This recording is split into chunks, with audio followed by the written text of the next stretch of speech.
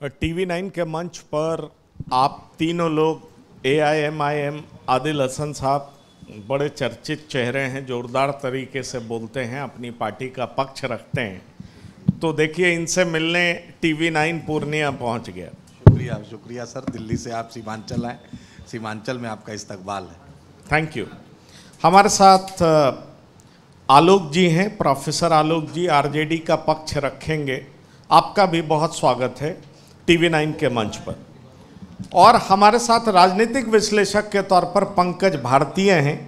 पंकज भारतीय अक्सर हमारे साथ बैठते हैं और दरअसल इस सेशन का पर्पस ये है, ये समझने का हम प्रयास करेंगे। वैसे अख्तरुल इमान साहब का हमने बहुत सारी उनकी बातें सुनी, पर इस सेशन का जो मेन मकसद है, जो डायरेक्शन होगा इस डिस्कशन का, ये होगा कि AIMIM सीमांचल के लिए कितना महत्वपूर्ण है। दूसरी बड़ी बात, RJD को AIMIM कितना नुकसान पहुंचा सकती है। और तीसरी बड़ी बात, RJD AIMIM को कितना गंभीरता से लेती है। और चौथी बड़ी बात, अगर इन लोगों में आपस में लड़ाई हुई तो क्या इसका फायदा NDA को मिलेगा। दरअसल इन तमाम सवालों को हम आगे बढ़ाएंगे, इसलिए एक बार फिर से TV9 के मंच पर आप तीनों मेहमान का बहुत बहुत स्वागत है।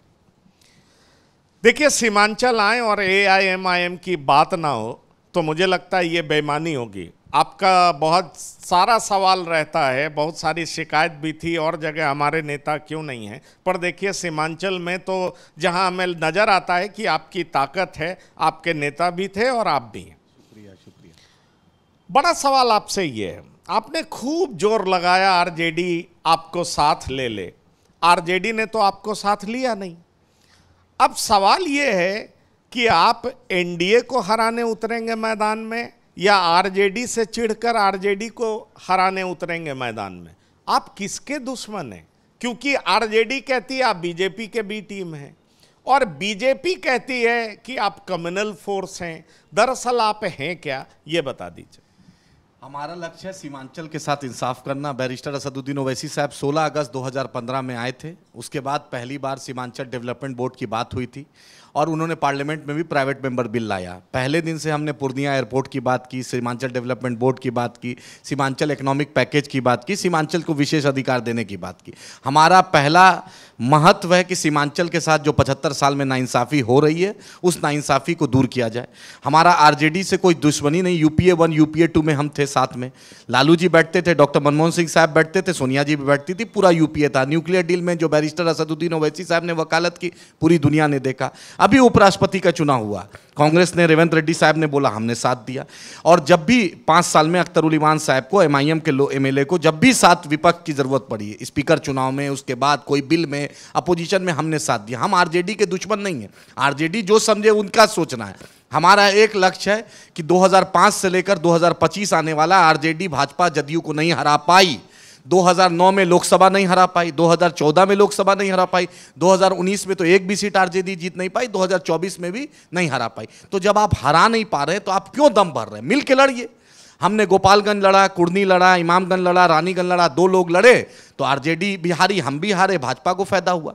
जिस दिन से MIM ने गठबंधन का प्रस्ताव दिया, दिलीप जायसवाल जी BP की दवा खा रहे हैं। ठीक है, हमारे सब BJP की दवा खा रही है। अरे आप साथ क्यों नहीं लेते हैं? 5 जगह सीधा जीत गए, 3 जगह नंबर 2 रहे, तो 8 जगह 24 में 8 जगह तो आपको नुकसान पहुंचा दिया ना। फिर भी आप इनकी ताकत को एक्नॉलेज क्यों नहीं करते? ऐसा नहीं है। देखिए, 2 जगह अगर BJP को रोकना है तो ये डायरेक्ट नहीं हो। एक, अगर आप BJP को रोकना चाहते हैं तो आप चुनाव नहीं लड़कर भी RJD का साथ देकर भी रोक सकते हैं। दूसरी बात, जहां तक गठबंधन में इन्होंने कहा कि हमारे आज तक इनके जो दल के सर्वे सर्वा हैं OBC साहब, उन्होंने आज के तिथि तक जो है हमारे नेता आदरणीय लालू प्रसाद यादव जी या तेजस्वी यादव जी के पास अपना प्रस्ताव नहीं भेजा। कुछ लोग इस तरह के प्रस्ताव को ढोल बाजा नगारा बजाकर दिखाना चाहते हैं, उनको एक्चुअली में आना नहीं है। वो तो BJP के द्वारा प्रायोजित लोग हैं, उनको आना नहीं है महागठबंधन में। वो लोगों को दिग्भ्रमित करने का काम कर रहे हैं कि हम आना चाह रहे हैं। इसीलिए ये लोग दबाव बना रहे हैं। सीमांचल की जनता बखूबी सब कुछ समझती है।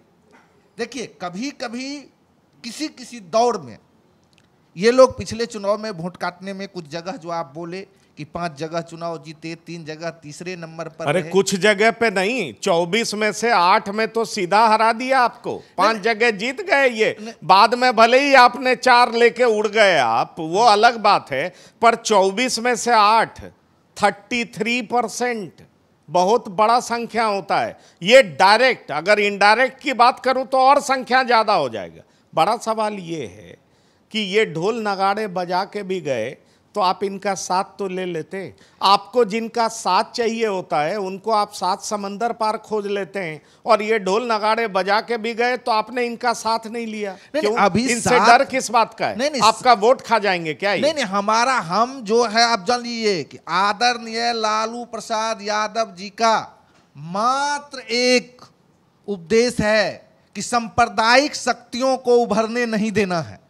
इसीलिए जब जब सांप्रदायिक शक्ति के रोकने के लिए कोई भी कुर्बानी देने तो की, आप सच बोल गए ना कि ये सांप्रदायिक हैं, इसीलिए आप इनको साथ नहीं ले रहे। नहीं, बोल गए सच। नहीं, आप कह रहे हैं सांप्रदायिक शक्ति, असदुद्दीन ओवैसी सांप्रदायिक हैं, उनकी पार्टी सांप्रदायिक है। नहीं, सांप्रदायिक शक्ति को रोकने के लिए, मतलब भारतीय जनता पार्टी को रोकने के लिए जो भी कुर्बानी देने की आवश्यकता होती है, आरजेडी देखती है। बोल देने से कुर्बानी होगा या जुड़ने से कुर्बानी होगा? नहीं, देखिए दोनों तरफ से अगर इनके दल के जो ओबीसी साहब हैं, हम आते हैं आपके पास।